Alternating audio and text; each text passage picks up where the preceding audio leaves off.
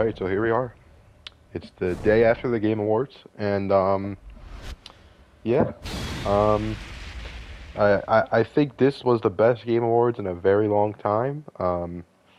It had a lot of bangers in it. I ain't gonna lie, right? So I'm just gonna give it a score real quick. I'm gonna give it an 8 out of 10. Okay, that's what I'm gonna give. I'm gonna give it an 8 out of 10. It was pretty good, right? I just want to start off real quickly with that. And I just want to say, the one thing I didn't really like is, okay, so first of all, I don't remember if they did this in the last ones, and I really don't think they did. But I don't like how disrespected fighting games kind of got as a whole. The best fighting game of the year award, whatever. Best fighting game of the year award happened in the pre-show. So that was really weird. And then Multiverses won, and that's arguably not even a fighting game. So I don't understand where, what happened. And then Street Fighter 6's trailer got reduced to a pre-show trailer. And don't get me wrong, it was a good trailer, but it was a pre-show trailer. You know, I just didn't really like what happened to fighting games this year. They kind of just got disrespected a little bit. I ain't gonna lie. But the show was good, and I want to talk about the things that I am incredibly excited for, because for one, I can leave a Game Awards being excited for something. So first of all, let's just start, because we're playing some Tekken here. Let's just get this out of the way. I think if you have been following this for a while, Tekken 8 trailer at the Game Awards was incredibly disappointing, right? So if they would have just said, "Oh, Tekken 8 is going to be at the Game Awards," I don't think anyone would have complained, right? But here's the thing: if you don't know, they sent out merch to a lot of YouTubers, and they made a trailer for this specific event, right? And it was called Save the Date. And they had this whole merch lineup and everything for December 8th. They had a whole December 8th merch lineup for the Game Awards. And all they did was show, what, a 2-minute trailer? And it was a generic fighting game trailer, like nothing was special about it. They didn't show any like gameplay mechanics. They did, but you had to like look for it yourself. They didn't explain anything. No beta date, no release date. It was definitely incredibly underwhelming for what they did, because no other games in the Game Awards, and there were a lot of games, no other game said, "Yo, watch the Game Awards. Here's some merch for the Game Awards." Like, Tekken had Game Awards specific merch for yesterday. And all they did was show a 2-minute trailer with some new characters, right? Tekken reveal was incredibly disappointing. But I think everyone can agree that it looks amazing, right? And it may arguably... No, not arguably. It is the best looking fighting game ever made. And I think the one bad thing about Tekken 8 so far is that it easily already outshines Street Fighter 6 in terms of graphics. Which sucks. Street Fighter didn't get a chance to shine. But that's what happens when you make a game for PS4. That's just how it's going to be. I think all of the new redesigns looked amazing, but for one thing, when they showed Paul for the first second, I literally thought he was a new character. Paul may have the worst hairstyle I have ever seen in a video game. He has the Karen cut. I don't know why. Everybody looks incredible, like amazing, but Paul looks like a loser. I don't know what happened. He looks like a dork. He doesn't look like a loser in a cool way. Like, you know, like Ken, Street Fighter 6 Ken looks like a loser in a cool way. He looks like a loser in the loser way. What happened to Paul? He's not cool at all anymore. But, Tekken usually has customization, right? In terms of, at least Tekken 7 has customization. So literally all I'm going to do is, if I ever play Paul, I'm just going to log into the game and change his hairstyle immediately. Because I think he looks really cool, but his hairstyle makes him look like a bird, bro. I don't know what happened. But I think Jack looks amazing, King looks, everyone looks so much better than they did before. Everybody. Besides Paul. No, but Paul does look better, it's just that his hair is weird, right? Anyways, the stages are amazing. The game is incredibly colorful. It's on Unreal Engine 5, so that makes a lot of sense on why it looks so much better than Tekken 7. Yeah, it's just it's a beautiful game. There's not much to say about it, honestly, because they definitely overhyped it, I won't lie. But it gave us what we wanted. Moving on to Street Fighter 6, also incredibly disappointing is that, I mean, we kind of knew this for like a month now, but it's still very disappointing. The game is coming out in June, officially confirmed, which is bad for me personally, and for a lot of people, I guess, but I feel like a lot of people feel this way, but fighting games have been very dry recently, and a lot of us were expecting that dryness to end Street Fighter 6, because the game was rumored to come out in February, but here it is coming out in June. Unfortunate. But they did show the character that I was most interested in, which was Marissa, and she looks like everything I hoped for, just like a straight-up murderer. So yeah, that's cool. The one thing that worries me though is that you can actually pre-order Street Fighter 6 now, and they showed the different editions, right? And unfortunately, it looks like the monetization for this game is going to be just as bad as Street Fighter 5, which is really unfortunate. It looks like you're going to be able to buy costumes, you're going to be able to buy colors. Yeah, it's just not looking good on the monetization end, which really disappointed me. The game is $85 if you want the DLC characters, which also the DLC was also very, very disappointing. If you don't know, the DLC characters are only 4. There's only 4 DLC characters, right? Which definitely killed my hype because we know who they are already. We've known who the DLC characters were for 5 months now. So that's very, very disappointing for me personally. And I was hoping the DLC would be 6 characters, so we can get past the leak list quicker. Because with 4 characters, we're not gonna be done all the characters that were leaked, unless they're delaying the game so they can change who's in the DLC, which is why the game is coming out later, maybe. But I don't know. I feel like that stuff was already set in stone. So yeah, it was a good trailer and all that, but I'm a little disappointed by the fact that it seems like Street Fighter 6's monetization is going to be the exact same as Street Fighter 5. Especially with the colors. I feel like the colors in Street Fighter 5 are ridiculous. But it's not gonna, I don't think it's gonna ruin the game. I don't. So, I think we're down to the last 2 things that really interested me, right? I'm trying to think. You know, it's been like, you know, 2 hours. But yeah, I think there's 2 more things that really intrigue me, right? So first of all, no Elden Ring DLC is incredibly tame, right?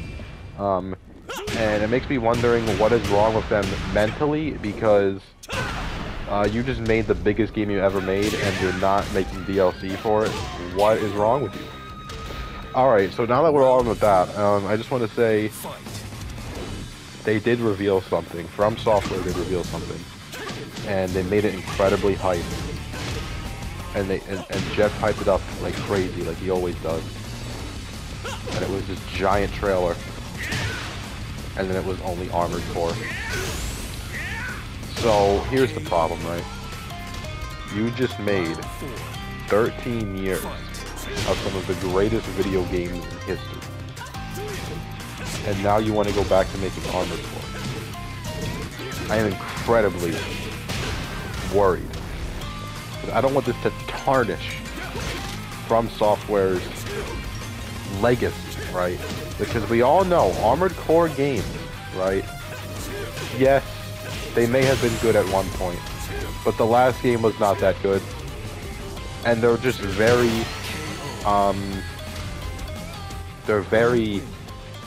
like, not popular and kind of obscure. And I feel like Gundam Versus is already a more interesting to play Armored Core, and I also feel like Ace Combat is a more interesting version of Armored Core. So it feels very weird for them to bring it back. However, at the same time, it has the chance to be the best game they've ever made, because if you don't know, Armored Core was actually leaked before Elden Ring even came out, right? So I already knew about this game. A lot of people already knew about this game. It was leaked in January of 2022, so almost a year ago.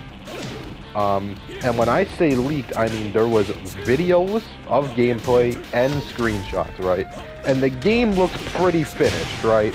So that's why it's coming out next year, because the game is practically finished. And the leaks did say, which I did not remember this until I went back after the reveal trailer, but the leaks did say that this Armored Core plays more like Dark Souls. So this game may end up being a Dark Souls game with way faster combat, guns, and robots. That may be the greatest game of all time, okay?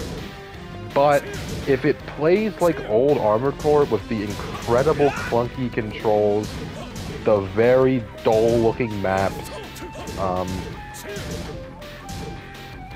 people will definitely enjoy the game, but it will ruin what they just built with Elden Ring and Sekiro and Bloodborne. Like, they just built this whole legacy of fans up, and if these fans play Armored Core, and it's kind of weird like the old games were, it's gonna throw a lot of people off and possibly ruin the good track record they've had so far.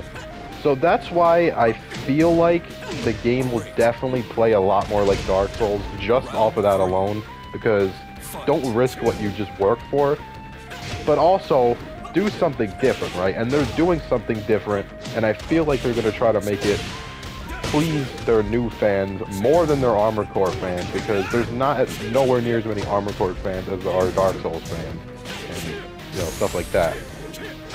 So I was incredibly disappointed when I first saw it, but once I realized what it could be, a robot Dark Souls game, I am eagerly waiting for actual gameplay.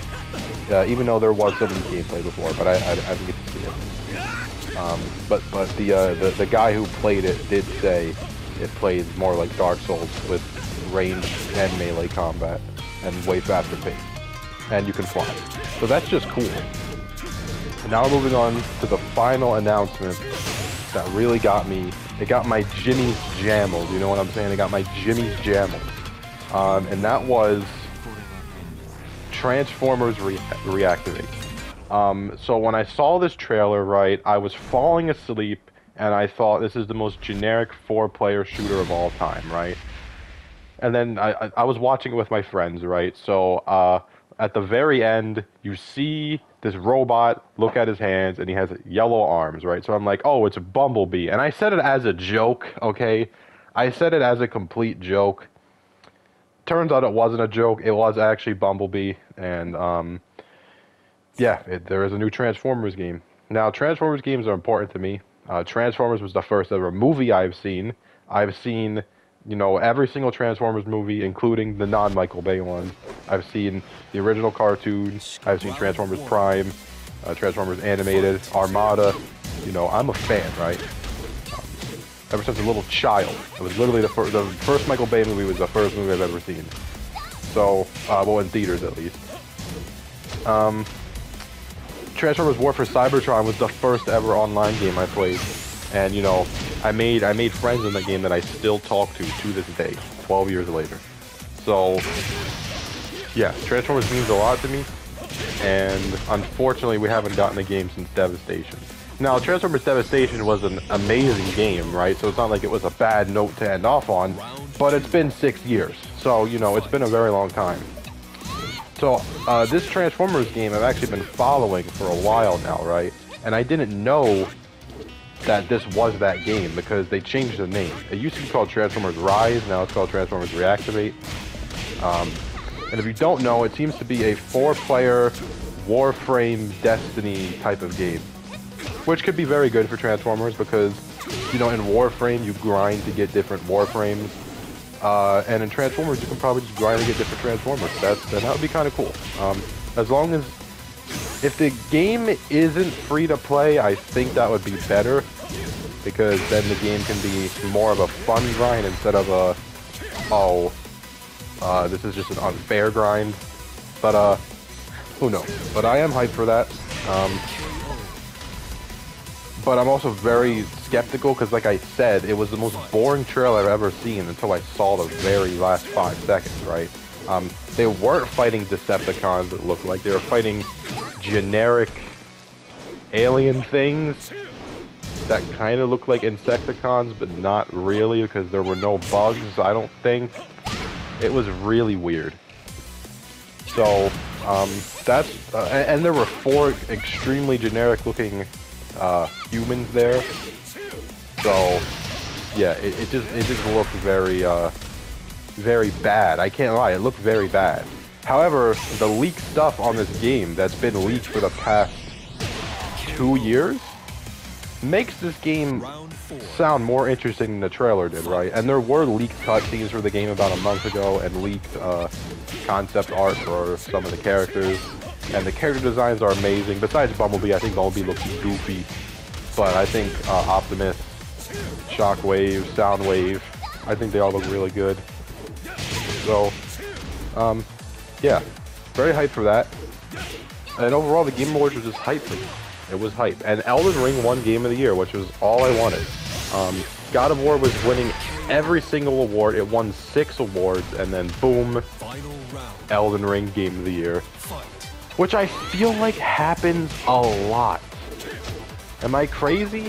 Isn't every single Game Awards, there's one game that wins every single award, and then the Game of the Year goes to the rival of that game? Am I crazy?